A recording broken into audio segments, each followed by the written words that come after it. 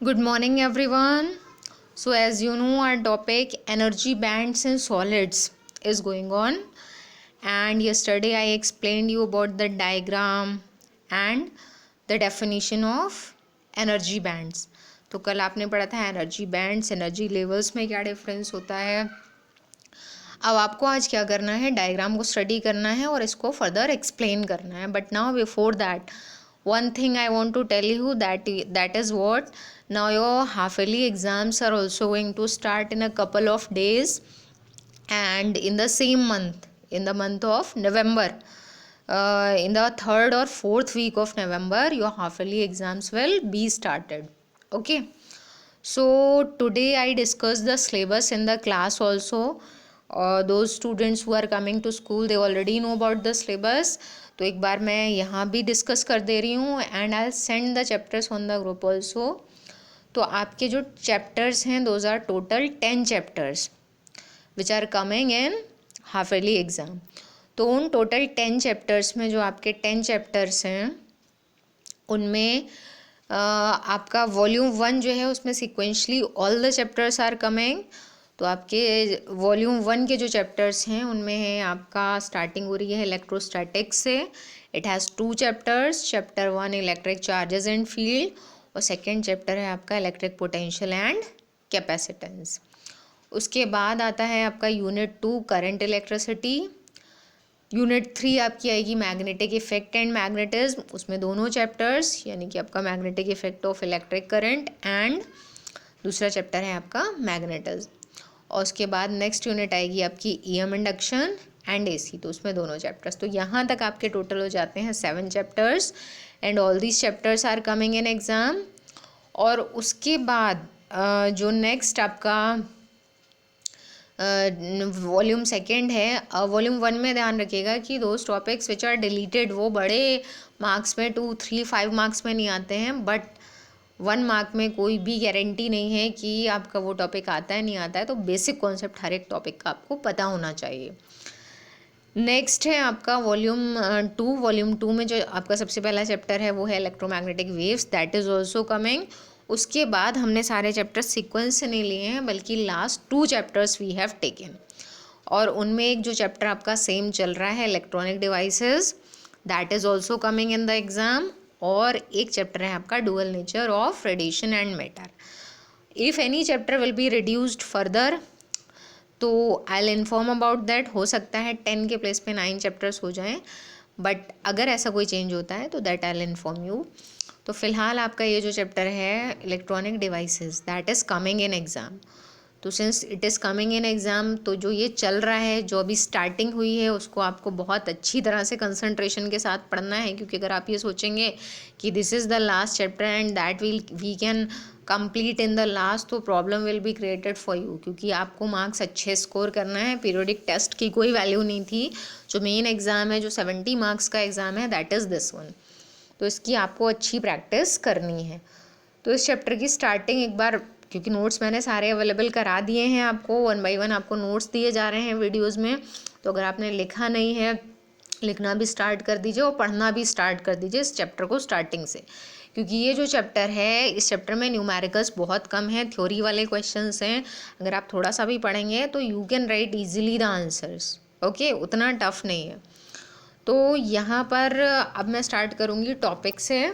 जो टॉपिक हमारा कल चल रहा था, मैंने आपको कल बताया भी था इसमें थोड़ा सा, कि जो एनर्जी बैंड्स एंड सॉलिड्स आपका टॉपिक है, इसमें आपको एनर्जी बैंड्स और एनर्जी लेवल्स के बीच का डिफरेंस, एनर्जी लेवल्स क्या होते हैं, किसके लेवल होते हैं एनर्जी के। तो इलेक्ट्रॉन के बारे में बात होती है, इलेक्ट्रॉन के एनर्जी लेवल हैं, इलेक्ट्रॉन के पास कितनी एनर्जी है, कौन सी ऑर्बिट में है, फिर कितनी एनर्जी आएगी, कहाँ पर चला जाएगा वो। तो इलेक्ट्रॉन की एनर्जी में डिफरेंस होता है, उसके अकॉर्डिंग एनर्जी लेवल्स भी अलग अलग होते हैं। उसके लोअर एनर्जी लेवल पे हो सकता है, हायर पे हो सकता है। और उसके बाद ये जो एनर्जी लेवल का बंच होता है कि इतने एनर्जी लेवल्स को पैकअप कर दिया और एक पूरी स्ट्रिप बना ली, एक पूरा बंच बना लिया, बैंड बना लिया, this is called energy band. ठीक है। तो कल जैसे मैंने आपको बताया था कि इस तरह से ये ऐसे करके एनर्जी लेवल हैं बहुत सारे, एनर्जी की पूरी एक रेंज है, और इसके बंच को बोलते हैं एनर्जी बैंड। तो कितने एनर्जी बैंड होते हैं वो भी डायग्राम में डिस्कस हो जाएगा। फिलहाल एनर्जी लेवल्स और एनर्जी बैंड्स ये होते हैं। उसके बाद जो हमें डायग्राम स्टडी करना है, तो एक बार फिर से डायग्राम को थोड़ा सा जूम करके मैं यहाँ शो कर देती हूँ। This is the diagram. और उसमें कल मैंने आपको बताया था कि ये जो डायग्राम बना है that is between the two axes. ये जो दो एक्सेस हैं उन दो एक्सेस में ये वाली एक्सेस इंटरएटॉमिक स्पेसिंग है और ये वाली एक्सेस जो है ये एनर्जी की एक्सेस है। तो इंटर एटॉमिक स्पेसिंग के बारे में जो कल एक्सप्लेन हुआ था उसमें मैंने कहा था कि हम जो ऑब्जर्व करते हैं that is crystal, that is piece of semiconductor. हम एक सिंगल एटम को ऑब्जर्व नहीं करते हैं क्योंकि सिंगल एटम हमें दिखाई नहीं देता है। हमें जो दिख रहा है वो पीस है, एक सेमीकंडक्टर का पीस रखा है इस तरह से, ये हमें विजिबल है। अब ये किससे बना है, तो इसके अंदर ये इस तरह से बहुत सारे एटम्स हैं और ये जो एटम्स हैं एक दूसरे से बॉन्डेड हैं। और वो बॉन्डेड क्यों हैं, क्योंकि इनके इलेक्ट्रॉन्स ने शेयरिंग कर रखी है। तो ये इलेक्ट्रॉन्स भी एक दूसरे से एक फोर्स से अट्रैक्टेड हैं। तो जब इनके बीच में फोर्स लग रहा है तो इनके बीच की जो गैपिंग है, जो इनके बीच का डिस्टेंस है दैट इज़ फिक्स्ड। वो डिस्टेंस कभी चेंज नहीं होता है, ना इंक्रीज होगा ना डिक्रीज होगा, दैट इज़ ऑलवेज फिक्स्ड। कितना डिस्टेंस होता है, yesterday I told you about this कि ये डिस्टेंस होता है आपका 10⁻⁻15 मीटर। ओके, तो एटम के बीच का ये जो डिस्टेंस है ये फिक्स है। इसी डिस्टेंस को हमने यहाँ शो किया है इंटर एटॉमिक स्पेसिंग से। तो ये इंटर एटॉमिक स्पेसिंग कहलाता है। इस एक्सिस में आपको ये लिखना है कि एटम एक दूसरे से कितनी डिस्टेंस पे हैं। अब जैसा आपको दिख रहा है यहाँ कि फिक्स है लेकिन फिर भी यहाँ स्पेसिंग अलग अलग दिखाई है, तो यही डायग्राम की स्पेशलिटी है। यही एक्सप्लेन किया जाएगा कि किस तरह से ये डिस्टेंस चेंज होती है और लास्ट में फिक्स हो जाती है। ये वाली जो एक्सेस है that is of energy. Energy किसकी है यहाँ पर, इलेक्ट्रॉन की। तो इलेक्ट्रॉन की एनर्जी का मतलब आपको पता है कि इलेक्ट्रॉन, इनके अंदर जो इलेक्ट्रॉन है वो फिक्स नहीं है बल्कि मूव कर रहे हैं लगातार। कैसे मूव कर रहे हैं, इलेक्ट्रॉन कुछ वैलेंसी को कंप्लीट कर रहे हैं, मतलब न्यूक्लियस के अराउंड रेवोल्यूशन कर रहे हैं एटम में, और कुछ इलेक्ट्रॉन ऐसे हो जाते हैं जिनको बहुत ज़्यादा एनर्जी मिल गई, हाई एनर्जी लेवल में पहुंच गए, फ्री हो जाते हैं, वैलेंसी कंप्लीट नहीं करते हैं बल्कि पूरे क्रिस्टल में घूम सकते हैं, फ्री इलेक्ट्रॉन बन जाते हैं, कंडक्शन करा सकते हैं करंट का। तो इसलिए एनर्जी के अकॉर्डिंग इलेक्ट्रॉन कहाँ कब कितनी एनर्जी के साथ में है उसको इस एक्सिस पे शो किया जाएगा। तो ग्राफ जिन दो एक्सिस के बीच में है वो इंटर एटॉमिक स्पेसिंग और दूसरी एनर्जी ऑफ इलेक्ट्रॉन। ओके, बाकी सब चीज़ों को डिस्कस करने से पहले सबसे इम्पॉर्टेंट चीज़ जो आपको बतानी है वो ये है कि ये जो डायग्राम बना है उसका हेडिंग लिखा है एनर्जी बैंड्स इन सॉलिड्स। लेकिन ये जो डायग्राम है सॉलिड का मतलब सेमीकंडक्टर के लिए बना है। और कौन से सेमीकंडक्टर की बात हो रही है, क्योंकि आप देख रहे हैं इलेक्ट्रॉनिक कॉन्फ़िगरेशन लिखा है, तो हम एक जनरल डायग्राम नहीं बना सकते, किसी पर्टिकुलर सेमीकंडक्टर के लिए ये डायग्राम बना हुआ है। तो हम किस सेमीकंडक्टर की बात कर रहे हैं, सिलिकॉन की, क्योंकि जिस सेमीकंडक्टर के लिए आप डायग्राम बनाएंगे उसका इलेक्ट्रॉनिक कॉन्फ़िगरेशन यहाँ पे लिखना होगा, क्योंकि कितने इलेक्ट्रॉन हैं आउटर मोस्ट ऑर्बिट में ये हर किसी के लिए अलग अलग होगा। तो हमने यहाँ सिलिकॉन को ले लिया है। ओके, तो आपको पता है सिलिकॉन का जो एटॉमिक नंबर होता है वो कितना होता है, 14। अब इस एटॉमिक नंबर को मैं आप केमिस्ट्री जिसने अच्छी तरह से पढ़ी है उसको electronic configuration, subshells, outermost orbit, इन सब के बारे में बहुत अच्छी नॉलेज होगी। और क्योंकि ये कॉन्सेप्ट स्टार्टिंग से आते जाते हैं तो इनकी नॉलेज जो है वो आपको होनी भी चाहिए, तभी आप उस सारी चीज़ों को यहाँ अच्छी तरह से समझ पाएंगे। तो आपको पता है कि सिलिकॉन का एटॉमिक नंबर 14 है, तो सिलिकॉन का इलेक्ट्रॉनिक कॉन्फ़िगरेशन कितना हो, कैसे लिखा जाएगा, तो आपको पता है इलेक्ट्रॉनिक कॉन्फ़िगरेशन जो मॉडर्न वाला है वो sp_df सबशेल्स की फॉर्म में लिखा जाता है, जिसमें जो s ऑर्बिटल होती है उसके पास 2 इलेक्ट्रॉन आ सकते हैं, 2 वैकेंसीज़ हैं, जितनी वैकेंसीज़ होंगी उतने ही इलेक्ट्रॉन आएंगे।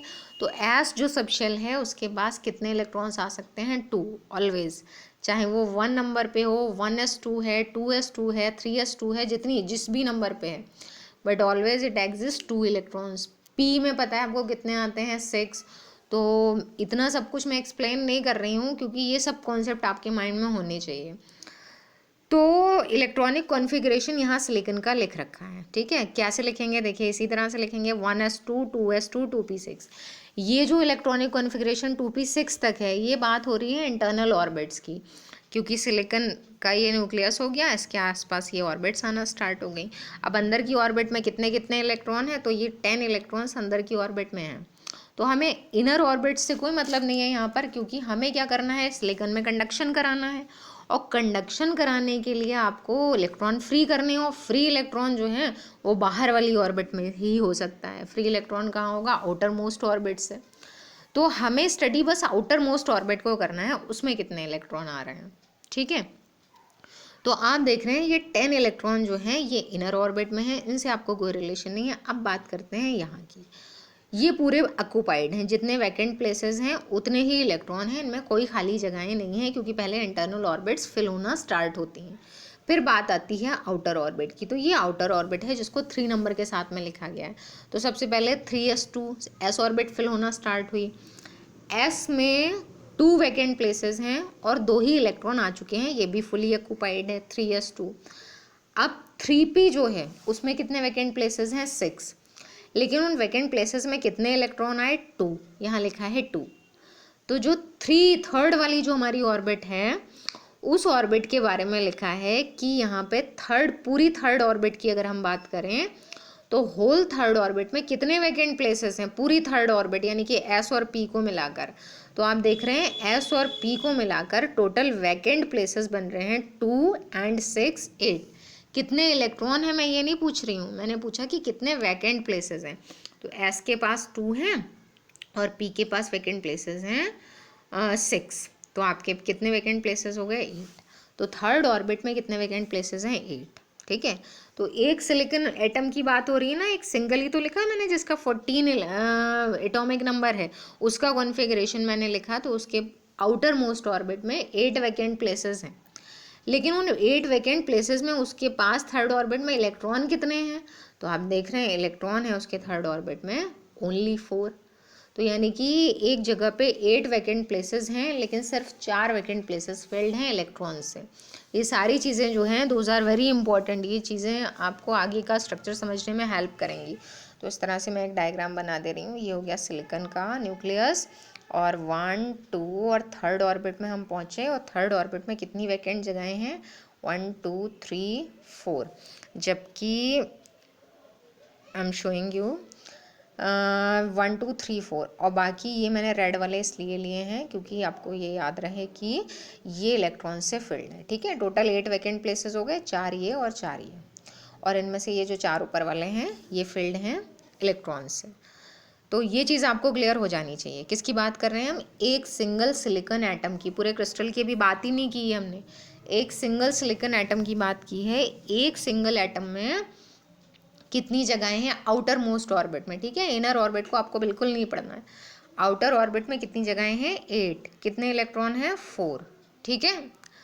अब आप जब क्रिस्टल को स्टडी करोगे तो क्रिस्टल को स्टडी करने में, अब क्रिस्टल में तो ऐसे बहुत सारे एटम होंगे, एक सिंगल एटम में ये स्ट्रक्चर हुआ। अब मान लीजिए जो पूरा क्रिस्टल है उसके पास तो 1000 और उससे भी ज़्यादा एटम्स हो सकते हैं। तो मान लीजिए आपने इस क्रिस्टल को जिसको आप स्टडी कर रहे हैं उसमें टोटल कितने एटम्स हैं, n, ओके। तो कितने एटम्स हो गए टोटल, n। तो देखिए बहुत ध्यान से सुनिएगा इस कॉन्सेप्ट को जो अब मैं बताने जा रही हूँ। क्रिस्टल में n एटम्स हैं, तो पूरे क्रिस्टल में कितने वैकेंट प्लेसेस हैं आउटर मोस्ट ऑर्बिट में। तो कितने वैकेंट प्लेसेस होंगे, वैकेंट कितने हैं, 8 एक एटम में, और पूरे क्रिस्टल में कितने होंगे, 8 n, क्योंकि क्रिस्टल में n एटम्स हैं और एक एटम में 8 लेवल्स फ्री हैं, 8 वैकेंट प्लेसेस हैं। और पूरे क्रिस्टल में आउटर ऑर्बिट में कितने इलेक्ट्रॉन्स फिल्ड होंगे, तो 4 एक सिंगल एटम में थे, टोटल n एटम्स हैं, तो कितने इलेक्ट्रॉन्स फिल्ड हैं, 4n, ओके। तो देखिए एक चीज़ तो ये क्लियर हो गई, 8n vacant places, 4n electrons field, किसकी बात कर रहे हैं हम, पूरे क्रिस्टल की। दूसरी बात आपको ये बतानी है कि अगर आप एस और पी सबशेल्स के टर्म्स में बताएं, एस सबशेल के पास कितने वैकेंट प्लेसेस हैं, 2n पूरे क्रिस्टल में, और फील्ड कितने हैं, पूरे 2n फील्ड हैं, क्योंकि एस के पास कोई वैकेंट प्लेस नहीं है। अब पी की बात करें, पी के पास कितने वैकेंट प्लेसेस हैं, 6n, कितने फील्ड हैं, ओनली 2n। तो पी के पास अभी 4 जगहें और हैं। दूसरी बात ये है कि ये जो इलेक्ट्रॉन हैं जो आउटर ऑर्बिट में होते हैं वो इलेक्ट्रॉन एक ही ऑर्बिट में है, थर्ड ऑर्बिट की बात कर रहे हैं ना हम, सारे इलेक्ट्रॉन थर्ड ऑर्बिट में हैं। लेकिन क्या सारे जो इलेक्ट्रॉन थर्ड ऑर्बिट में हैं उन सभी की एनर्जी सेम होगी, तो इट्स आंसर इज़ नो, क्योंकि बोर ने जो एटॉमिक मॉडल बनाया था उसमें उसने एक्सप्लेन किया था कि सारे इलेक्ट्रॉन्स की एनर्जी में थोड़ा बहुत चेंज हो सकता है, बहुत ज़्यादा चेंज ना हो, लेकिन एक ऑर्बिट में जितने इलेक्ट्रॉन हैं वो सारे अलग अलग एनर्जी के हो सकते हैं, सबकी एनर्जी सेम नहीं होगी। तो सारे अलग अलग एनर्जी के हो सकते हैं, इसका मतलब सारे इलेक्ट्रॉन्स का एनर्जी लेवल अलग है। अलग अलग एनर्जी का मतलब क्या हुआ कि वो सारे अलग एनर्जी लेवल पे हैं। तो जो थर्ड ऑर्बिट जिसकी हम बात कर रहे हैं उसके पास कितने एनर्जी लेवल्स हैं? 8। पूरे क्रिस्टल में कितने एनर्जी लेवल्स हैं? 8n।